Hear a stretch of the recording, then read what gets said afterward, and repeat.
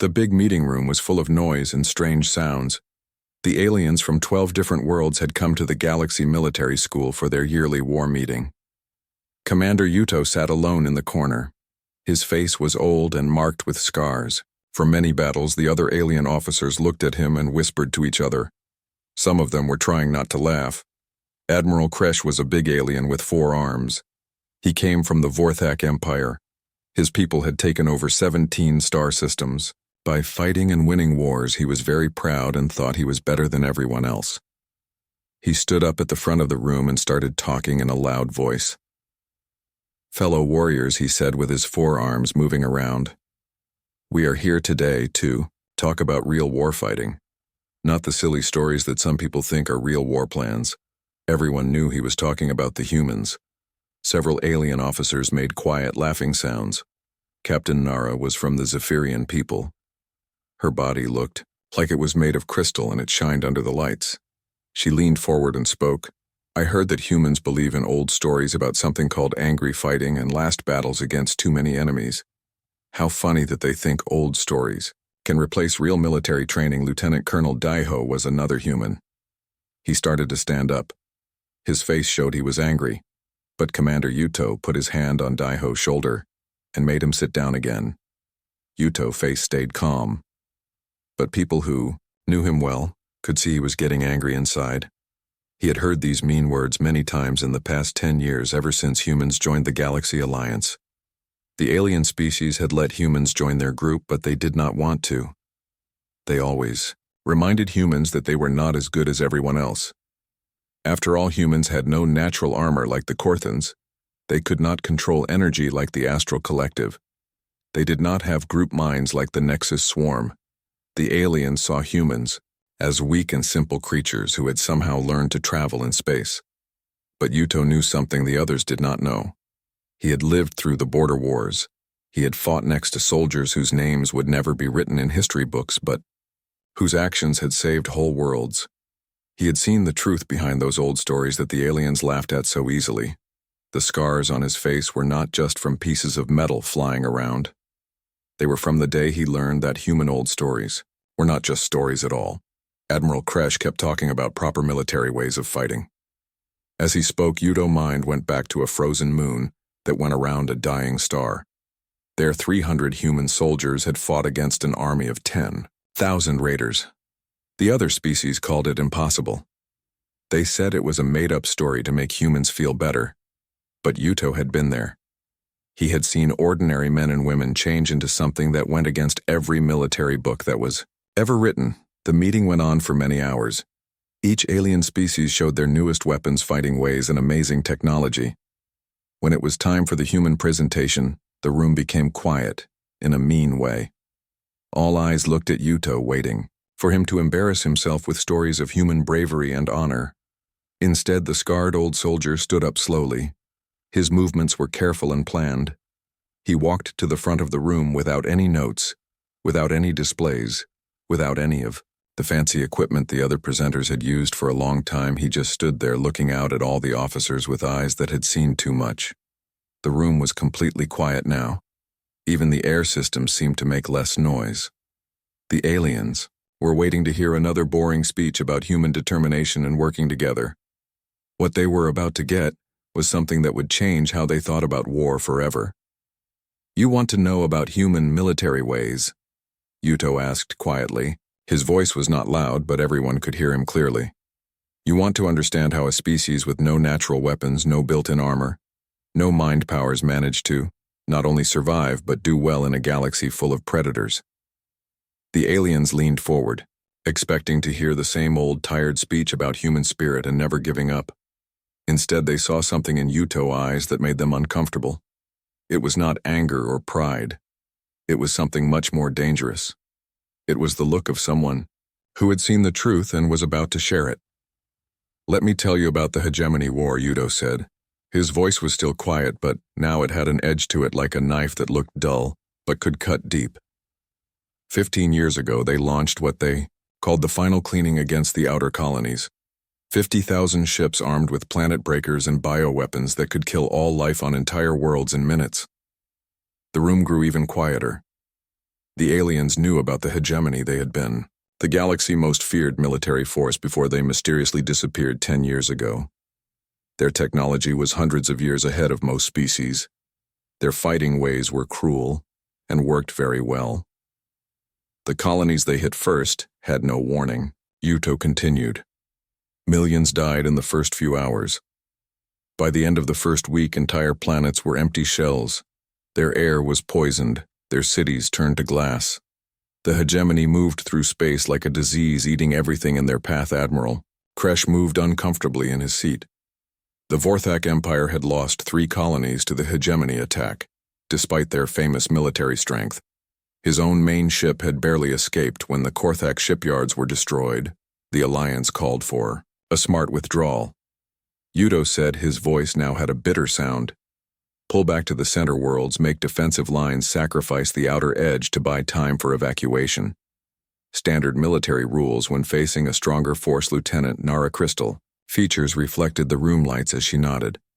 It was the logical choice, the one her own species had recommended.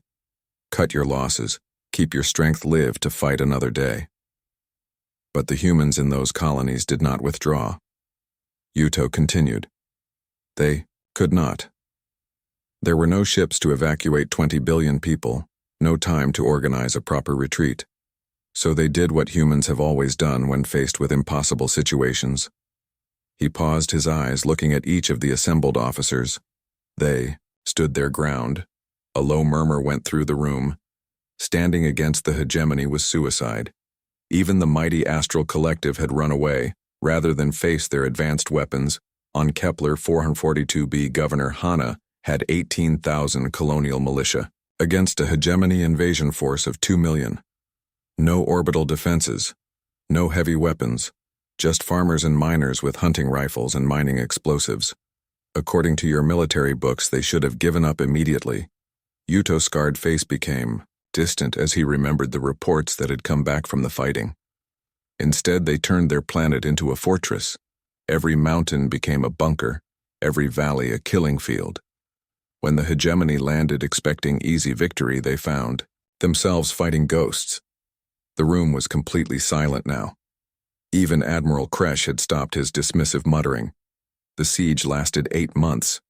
Yuto said, 8 months of brutal house-to-house fighting.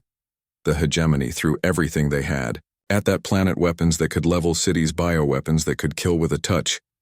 But every time they thought they had won, the humans would come out of the rubble and fight again. Captain Nara leaned forward, her voice barely above a whisper. What happened to them? Yuto's smile was grim. They won 18,000 militia against 2 million hegemony soldiers. By the time help arrived, the planet was covered with the wreckage of hegemony ships. Governor Hanna was found in the ruins of her capital, still holding a rifle, surrounded by enemy dead. The aliens looked at each other, their earlier mockery replaced by uncomfortable silence. The story was impossible, going against every principle of military science. No force could overcome such overwhelming odds. You think it is a lie, Yuto said, reading their expressions. A human fairy tale to make ourselves feel better about our weakness. But Kepler 442b was not the only world that held dozens of colonies across the outer rim chose to fight, rather than run, and every single one of them lasted far longer than your military computer said was possible. He stepped away from the front, his movements slow and deliberate. You want to know the real secret of human military ways? It is not in our weapons or our tactics. It is in understanding that sometimes when everything is lost, when defeat is certain and death is inevitable, something wakes up in the human spirit that goes beyond logic and reason. The aliens sat in stunned silence as they began to realize that everything they thought they knew about humans was wrong. Yuto's scarred hands gripped the front desk as he began to speak again. His voice was low and steady, like distant thunder. The room had become so quiet that everyone could hear their own breathing. The alien officers leaned forward, waiting to hear more about these impossible human victories. The hegemony made their biggest mistake when they attacked the mining colonies in the Tau sector. Yuto said, his eyes seemed to look through the walls as if he was seeing events from long ago. They thought these were easy targets, civilian populations with no military training. No warships, no defense platforms, just ordinary people trying to make a living on distant worlds. Captain Jinwoo, who sat beside Daeho, remembered the reports from that time. Entire star systems had gone dark, their populations vanishing without a trace. The Galactic Alliance had been powerless to stop the advance, their combined fleets scattered like dust before a storm. The first colony world they hit was New Busan. Yuto continued. 2 million civilians, mostly families of miners and engineers. The hegemony fleet arrived expecting no resistance. They sent down landing forces to round up the population for processing. What they found instead changed everything. Admiral Kresh shifted in his seat, his forearms crossed defensively. The Vorthak Empire had studied the hegemony tactics extensively. They were known for their efficiency, their cold calculation. Every battle was planned down to the smallest detail. The colonists had 3 hours warning before the landing forces reached the surface, Yuto said. 3 hours to decide between surrender and death. Most species would have chosen surrender. It was the logical choice, the smart choice. But humans do not always choose the logical path. He walked slowly in front of the assembled officers, his boots making soft sounds on the metal floor. The colony administrator Kim Minji was a grandmother with 5 grandchildren living in the settlement. She had never held a weapon in her life, had never seen real combat. But when the hegemony ships appeared in orbit, she made a choice that defied every rule of survival. Lieutenant Nara crystalline features caught the light as she tilted her head. What did she do? She activated the colony. Emergency protocols, Yuto replied. Not for evacuation, but for something else. She turned every piece of mining equipment into a weapon, every tunnel into a fortress, every building into a stronghold. And then she sent out a message to every person in the colony. The room waited in tense silence. The message was simple. Yuto said, "We cannot run. We cannot hide. But we can make them pay for every step they take. We can show them that humans do not die quietly in the dark." What happened next defied every military analysis the aliens had ever studied. The civilian population of New Busan transformed overnight. Farmers became soldiers, engineers became tacticians, children became scouts, grandmothers became commanders. The hegemony landing force consisted of 10,000 elite soldiers equipped with the most advanced weapons in the galaxy. They had conquered dozens of worlds using the same tactics, terror followed by overwhelming force, followed by quick surrender. But New Busan did not surrender. Instead, the colonists used their knowledge of mining and construction to turn their world into a maze of death. The tunnels they had dug to extract ore became underground highways for guerrilla fighters. The explosives they used for mining became bombs and traps. The heavy machinery they used for construction became improvised weapons. Captain Wanho, another human officer, spoke from the back of the room. The battle lasted 6 weeks.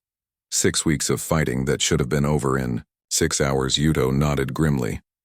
The hegemony had expected to process 2 million civilians in a single day. Instead, they found themselves trapped in a nightmare. Every building they entered could be booby-trapped. Every tunnel could hide snipers. Every piece of equipment could explode without warning. But it was not just the tactics that shocked the hegemony forces. Yuto continued. It was the people themselves. Soldiers who had conquered worlds reported something they had never seen before. Humans who fought with injuries that should have killed them. Women who used their own bodies to shield others from explosions. Children who led enemy soldiers into traps knowing they would not survive. The alien officers exchanged uncomfortable glances. This was not the kind of warfare they understood. War was supposed to be about achieving objectives with minimal losses. It was about smart tactics and superior technology. It was not supposed to be about ordinary people choosing death over surrender. The hegemony finally won, New Busan, Yuto said, but the victory cost them dearly. Of their 10,000 elite soldiers, only 3,000 survived. The planet was in ruins, but so was their invasion timetable. Their commanders had expected to conquer 12 worlds in the first month. Instead, they spent 6 weeks on a single colony. Admiral Kresh's voice was barely audible when he spoke. This is just one world. One example of human stubbornness. Surely this was not typical. Yuto's smile was cold as space. It was not just typical admiral. It was the standard human colonies across the outer rim followed the same pattern. When faced with certain death, they chose to die fighting. And each time they took far more enemies with them than should have been mathematically possible. He activated the wall display showing a map of the galaxy with dozens of red dots marking colony worlds. Each of these dots represents a human settlement that chose to stand and fight. Yuto said, each one lasted far longer than military science said was possible. Each one inflicted casualties that the hegemony had not planned for. The map showed a pattern that made the alien officers feel cold. The red dots formed a barrier between hegemony space and the core worlds. Each colony had bought time with blood, allowing evacuations and defensive preparations deeper in Alliance territory. But the real shock came when the hegemony tried to learn from these battles. Yuto continued. They captured human prisoners. They studied our tactics. They analyzed our psychology.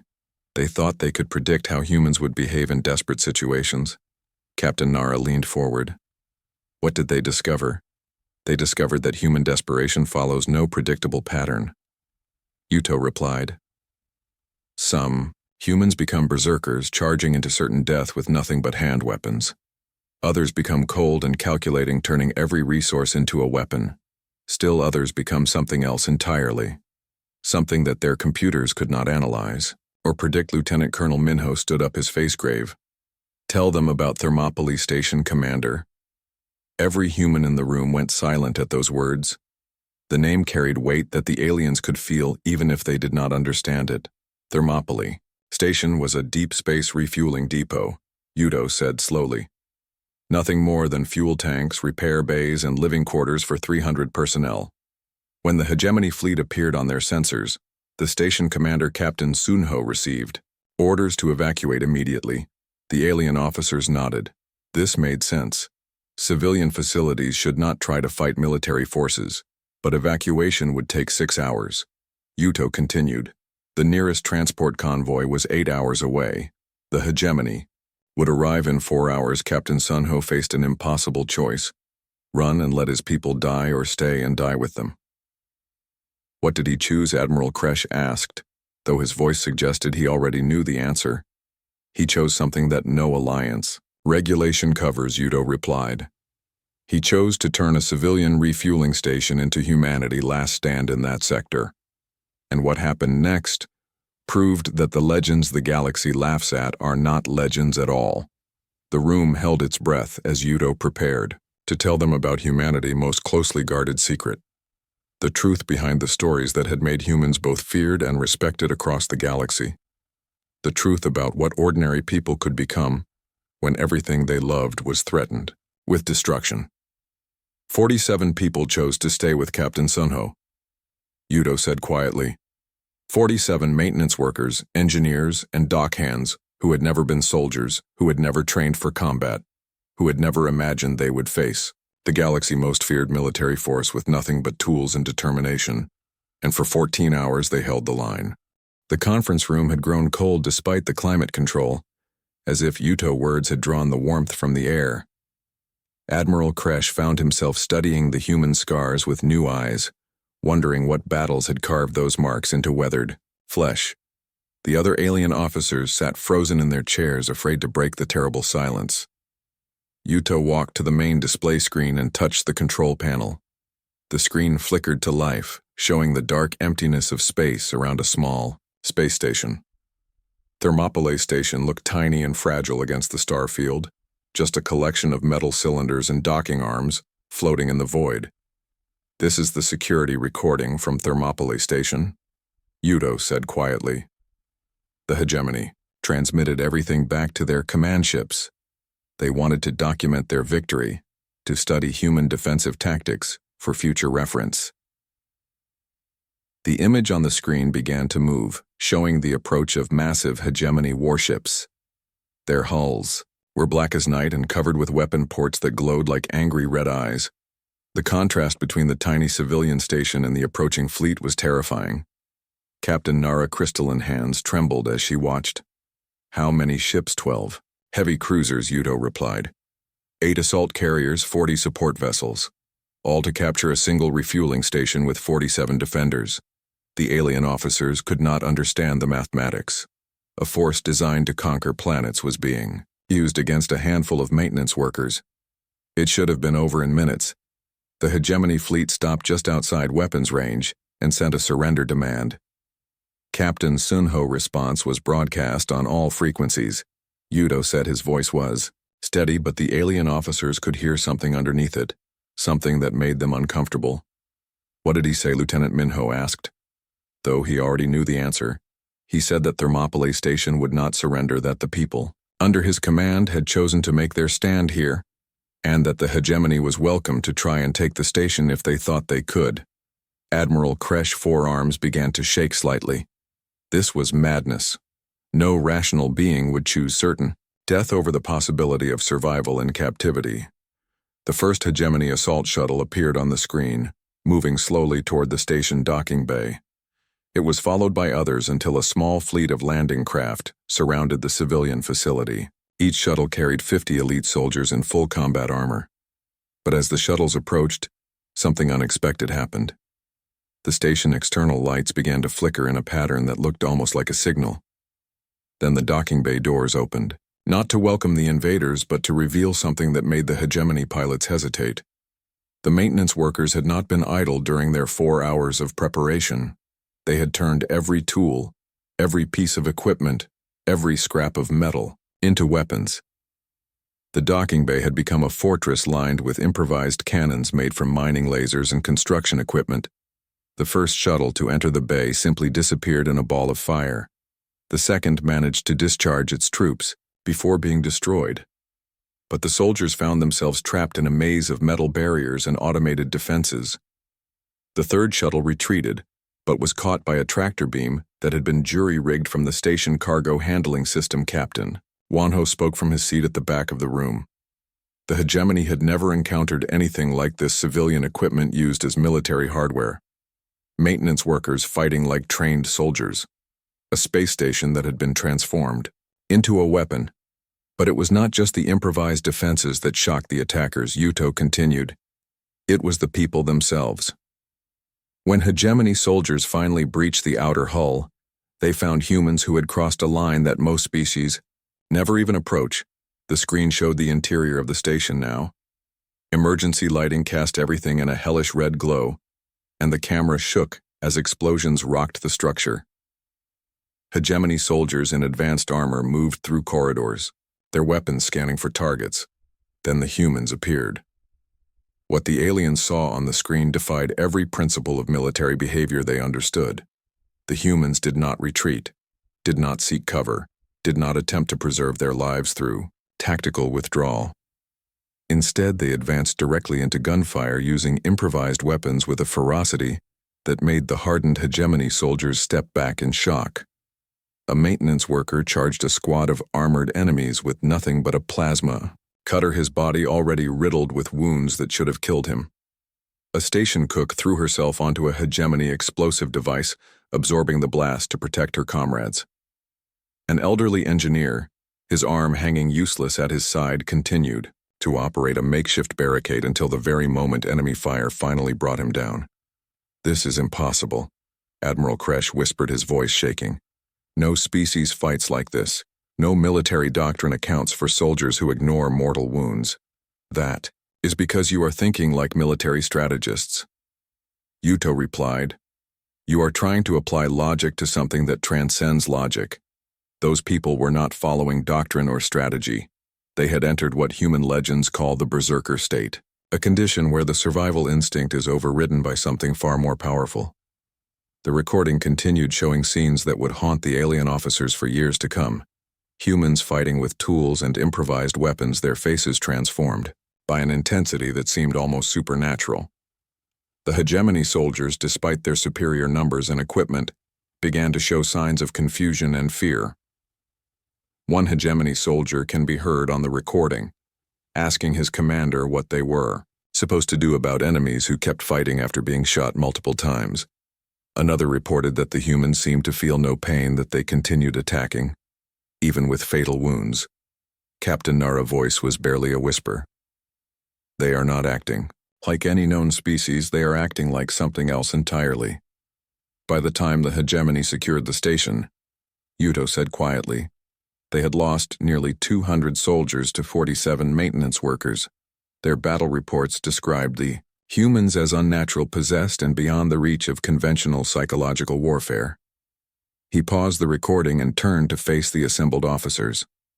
The evacuation convoy arrived safely, carrying 8,000 civilians who would have died. If Thermopylae Station had fallen 4 hours earlier, Captain Sunho and his volunteers bought those lives with their own. And in doing so, they proved something that the galaxy is still struggling to understand.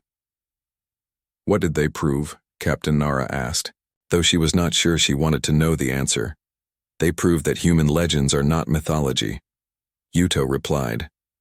They are operational manuals.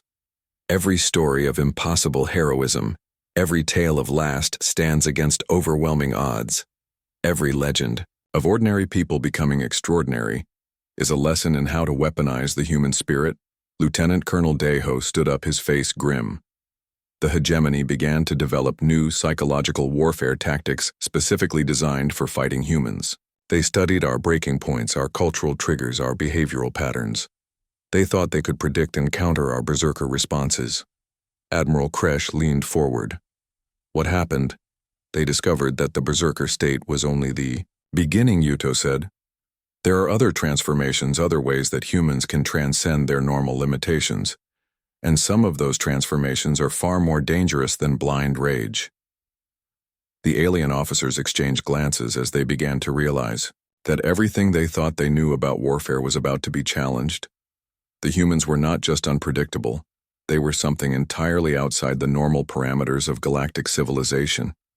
The hegemony spent months analyzing the Thermopylae recordings. Yuto continued. They interviewed their surviving soldiers, ran psychological profiles on the human defenders, tried to understand how ordinary maintenance workers could fight like supernatural beings. Their conclusion was classified at the highest levels, but I have seen their reports. What did they conclude? Lieutenant Minho asked. They concluded that humanity possesses what they termed psychological switch points. Yuto replied, moments when the normal boundaries of behavior, pain, tolerance, and self-preservation simply cease to exist. The hegemony had encountered species that fought bravely, others that used clever tactics, some that possessed superior technology, but they had never faced a species that could literally transform under extreme pressure. The room fell silent as the implications of this revelation sank in. The aliens were beginning to understand that the humans sitting among them were not the weak, ineffective species they had assumed. They were something far more dangerous, something that could change into a force of nature when threatened, and Thermopylae Station was only the beginning. The silence in the conference room stretched like a wire ready to break under pressure. Captain Nara's crystalline hands shook as she reached for a glass of water, her usual calm completely destroyed by the impossible footage they had witnessed. The other alien officers sat like statues, afraid that any movement might bring more terrible revelations. Those were not soldiers, she whispered, her voice barely heard. They were just ordinary people. How could ordinary people fight like that? Yuto began to pace in front of the assembled officers, his scarred face showing years of battles that had taught him truths the galaxy was not ready to accept. That is the question the hegemony military experts struggled with for months. They took apart every second of footage. They questioned their surviving soldiers. They ran mind studies on the human defenders. Their conclusion was kept secret at the highest levels, but I have seen their reports. Admiral Kresh leaned forward, his forearms gripping his chair so hard that the metal began to bend. What did they find? They found that humans have what they called psychological switch points. Yuto replied, moments when the normal limits of behavior, pain, tolerance, and self-preservation simply stop existing. The hegemony had met species that fought bravely, others that used smart tactics, some that had better technology, but they had never faced a species that could literally change under extreme pressure. Colonel Deho stood up, his face serious. Tell them about the blackout protocol. Every human in the room went stiff at those words. Lieutenant Minho actually turned pale while Captain Wanho's hand moved without thinking to a scar on his neck. The very mention of the blackout protocol seemed to drain the color from their faces. The blackout protocol, Yuto said slowly, is humanity's most secret military directive. Even most human officers do not know it exists. What does it involve? Nara asked, though. Her voice suggested she was afraid of the answer when human forces face extinction-level threats when normal tactics have failed and defeat is certain. Command officers can invoke the blackout protocol. It removes all safety restrictions, all rules of engagement, all ethical limitations on human military units. The temperature in the room seemed to drop another 10 degrees. The alien officers could feel something cold crawling up their spines as they began to understand what this meant. The first time it was used was during the Battle of Proxima Station, Yuto continued. A hegemony dreadnought had broken through Alliance lines and was approaching a colony world with 2 billion people. The human fleet was outnumbered 50-1, their weapons barely scratching the enemy armor. He paused, studying the faces of the alien officers who were now hanging on every word. Admiral Kyung, commanding the human forces, sent a single coded message to her ships. Protocol blackout is now in effect. God help us all. What happened? Admiral Kresh asked, though his voice suggested he was not sure he wanted to know. The human ship stopped fighting like a military force, Yuto replied. They began fighting like a pack of wild animals cornering their prey. Ships that should have pulled back for repairs instead rammed enemy vessels. Damaged cruisers used their remaining power to overload their reactors, turning themselves into fusion bombs. Escape pods were converted into guided missiles. The alien officers looked at each other with horror as Yuto continued his terrible story. The battle lasted 18 hours by the end. Not a single human ship remained in one piece. But the hegemony dreadnought was destroyed, along with its entire escort fleet. 2 billion civilians lived because 5,000 human sailors chose to embrace something that defied every principle of civilized warfare. Captain Nara's voice was barely a whisper.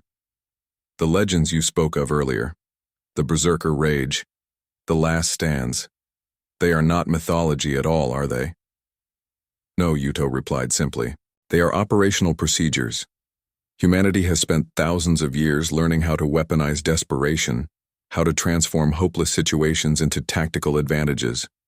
Every culture has stories of heroes who stood against impossible odds, but only humans have systematically studied how to recreate those conditions. Lieutenant Colonel Minho finally spoke, his voice heavy with old grief. The galaxy sees us as weak because we lack natural weapons armor or mind abilities. But they do not understand that our weakness is our strength. We have learned to fight like nothing else in the universe because we have had to. Every step of our evolution has been a battle for survival against predators, stronger, faster, and more dangerous than ourselves. Hegemony learned this too late. Yuto added. After Proxima Station, they began to develop new tactics specifically for fighting humans. They studied our psychology, our breaking points, our cultural triggers. They thought they could predict and counter our berserker responses. He smiled grimly. They were wrong. The final battle of the war proved that humanity's greatest weapon is not our ability to go berserk. It is our ability to choose when to use that transformation, and more importantly, when not. To Admiral Kresh's voice cracked as he asked, "What happened in the final battle?" Yuto's expression grew distant as if he was seeing events that had happened years ago. The hegemony assembled their greatest fleet, led by their most experienced commanders. They planned to attack Earth itself to break humanity's will by destroying their homeworld. Intelligence suggested they had developed weapons specifically designed to trigger human berserker responses, then exploit the predictable behavior patterns that followed. The room held its breath, waiting for the conclusion of this impossible story. But when the hegemony fleet arrived at Earth, they found something they had never encountered before. Yuto continued, a human fleet that fought with perfect discipline, perfect tactical precision, perfect emotional control. No berserker charges, no desperate gambits, no suicidal heroics, just cold, calculated warfare executed with machine-like efficiency. Captain Wanho spoke from the back of the room. The hegemony had prepared for wild animals. They got apex predators instead. Yuto nodded. The Battle of Earth lasted 3 days. The hegemony came expecting wild, predictable human berserkers. Instead, they found themselves facing opponents who had learned to control their transformation, to channel their desperation into surgical precision. Lieutenant Minho stood up, his face pale but determined. Commander Yuto permission to show them the classified footage from Earth. Every alien officer in the room straightened at the word classified. Admiral Kresh, forearms tensed as he realized they were about to see something that few beings in the galaxy had witnessed. Granted, Yuto replied. It is time they understood what they are really dealing with. The main display activated again, showing the vast space around Earth. Hundreds of ships moved in complex formations, their hulls shining in the light of humanity's sun. But these were not the desperate, improvised tactics they had seen from Thermopylae Station. The human fleet moved like a living creature, each ship perfectly coordinated with its neighbors. When hegemony forces attacked, the human response was immediate and devastating. Ships that should have been destroyed by superior firepower somehow survived through precise maneuvering and timing. Damaged vessels seamlessly joined new formations, their reduced abilities compensated for by perfect tactical coordination. This is not the same species, Captain Nara whispered. The humans at Thermopylae fought like berserkers. These humans fight like machines. Admiral Kresh finished, his voice filled with awe and terror. Perfect, calculating, emotionless machines. Not emotionless. Yuto corrected. The emotion is still there, just as powerful as what you saw at Thermopylae. But it has been channeled, controlled, weaponized in a completely different way. The footage continued, showing scenes of tactical perfection that defied belief. Human ships coordinating attacks across light, minutes of space with split-second timing. Damaged vessels using their destruction as tactical advantages. Their final explosions perfectly placed to maximize damage to enemy formations. By the end of the first day, Yuto said the hegemony had lost 30% of their fleet and had not managed to destroy a single human ship. Their commanders were in panic. Nothing in their experience had prepared them for opponents who could fight with such perfect coordination. The aliens stared at the footage in horror as they began to understand that they were seeing something beyond normal warfare. This was not just superior tactics or better training. This was an entirely different way of thinking about combat itself. The conference room had grown so quiet that the soft hum of the air system seemed deafening. Admiral Kresh found himself staring at the human officers with a mixture of fear and fascination, as if seeing them clearly for the first time. The Battle of Earth footage still played on the screen, showing impossible coordination between human ships that moved like parts of a single organism. How is this possible? Nara asked, her crystalline voice cracking. No species can maintain this level of tactical precision under combat stress. No individual minds can coordinate so perfectly across such distances. That is because you are still thinking in terms of individual psychology, Colonel Minho replied. The humans in this battle were not fighting as individuals. They had temporarily given up their individual identities to become part of something larger. Yuto nodded slowly. Humanity calls it the collective state. When facing extinction-level threats, human beings can temporarily merge their consciousness into a shared tactical intelligence. Not a hive mind like the Nexus swarm, but something more like a temporary joining of wills focused on a single objective. The aliens stared at the footage in horror as they began to understand what they were seeing. Thousands of human minds working in perfect harmony, each ship crew operating as part of a vast coordinated intelligence. The tactical movements were not just precise, they were supernatural. Admiral Kresh, voice was barely audible. How many humans can do this? All of them, Yuto replied simply, under the right conditions. When everything they love is threatened, when extinction is the only alternative, when they choose to surrender their individual selves for the greater good, every human has the potential to join the collective state. The screen showed human ships moving in formations that defied physics, ships that should have been destroyed by enemy fire, somehow anticipating attacks and moving out of the way. Ships coordinating attacks from opposite sides of the battle space with timing so perfect it seemed like magic. The hegemony final transmission before their fleet was destroyed, Yuto said quietly, was a single word, repeated over and over, impossible. He turned off the display and faced the assembled officers. For 15 years, the galaxy has dismissed human military capabilities because you have been measuring us by your own standards. You assume that our lack of natural weapons makes us weak, that our emotional nature makes us unpredictable, that our individual psychology makes us easy to understand. Admiral Kresh's voice was barely audible. We were wrong, completely wrong. Yuto confirmed. Human military doctrine is not based on superior technology or natural advantages. It is based on our ability to transcend our normal limitations when faced with extinction. We can fight like berserkers when hopeless courage is needed. We can fight like machines when perfect precision is required. And we can fight like gods when the survival of everything we love is at stake. The silence that followed was profound, broken only by the soft sound of alien officers shifting uncomfortably in their seats. The implications of what they had learned were staggering. The legends you mocked. Yuto continued the stories of impossible last stands and heroes who defied overwhelming odds. They are not mythology, they are training manuals. For thousands of years, humanity has been perfecting the art of transformation under pressure.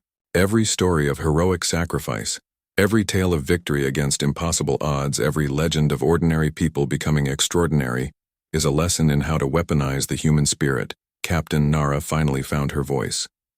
Are you telling us that humans are capable of anything, that there are no limits to what you can do when threatened? Yuto's smile was gentle but terrifying. I am telling you that humanity's greatest military asset is not our weapons, our tactics, or our technology. It is our willingness to become something beyond human when the situation demands it. And the most frightening part from your perspective is that we are getting better at it. Lieutenant Colonel Deho stood up, his expression serious. The children born after the hegemony war show even greater potential for these transformations. They are learning from an early age how to access these altered states of consciousness. Our military academies now teach courses that your species would consider impossible. What kind of courses? Captain Wanho asked from the back of the room. How to surrender individual identity for collective action. How to ignore pain and fear. How to transform love into tactical advantage. How to die well when death serves a purpose. Deho replied. Each new generation of humans becomes more capable of these transformations, more willing to use them when necessary. Admiral Kresh's forearms were shaking. Now you are describing a species that becomes something else entirely under pressure. A species that can choose to stop being individuals and become a force of nature. That is exactly what we are. Yuto confirmed. And we are teaching our children to be even better at it than we are. The alien officers looked around the room with new eyes, seeing the human representatives not as weak primitives but as something far more dangerous. The scars on Yuto's face no longer looked like marks of survival. They looked like badges of transformation. But there is something else you need to understand, Yuto, said his voice growing softer. These transformations come with a price. Every human who enters the berserker state, every soldier who joins the collective, every person who chooses to become something beyond normal human limitations pays a cost that your species could not comprehend. What kind of price? Nara whispered. The price of memory. Yuto replied, of innocence, of the ability to live normal, peaceful lives. Most humans who undergo these transformations are never quite the same afterward. They carry the weight of what they have done, what they have become, what they have seen. We do not use these abilities lightly because we know the cost. He walked slowly around the room, making eye contact with each alien officer. The humans you see here today have all paid that price. We have all crossed lines that cannot be uncrossed. We have all become something more and less than human. And we live with that knowledge every day of our lives. The room fell silent as the aliens began to understand that the humans among them were not just soldiers or officers. They were survivors of transformations that had fundamentally changed them. The galaxy sees us as weak. Yuto continued, because we cry, because we feel pain, because we form emotional attachments that can be exploited. But what the galaxy does not understand is that these very weaknesses are what make our transformations possible. You cannot weaponize love without first understanding love. You cannot transcend individual limitations without first being an individual captain. Minho spoke quietly from his seat. The hegemony made one final mistake before their defeat. They assumed that because they had studied our transformations, they could create artificial versions in their own soldiers. They tried to copy our berserker state, our collective consciousness, our willingness to sacrifice. What happened? Nara asked. It drove them insane. Yuto replied, human consciousness is adapted for these transformations through millions of years of evolution. Other species' minds are not. When the hegemony tried to force their soldiers into human-like states of consciousness, the results were catastrophic. Mass psychosis, complete mental breakdown, entire units turning on each other. He gathered his papers and prepared to leave the podium. The hegemony learned this lesson too late. I hope the rest of the galaxy is wiser. As the scarred veteran walked back to his seat, every alien officer in the room realized that their understanding of warfare of human nature and of their place in the galaxy had been fundamentally and permanently changed. The humans were not the weakest species in the Alliance. They were potentially the most dangerous species in the universe, and they were just getting started.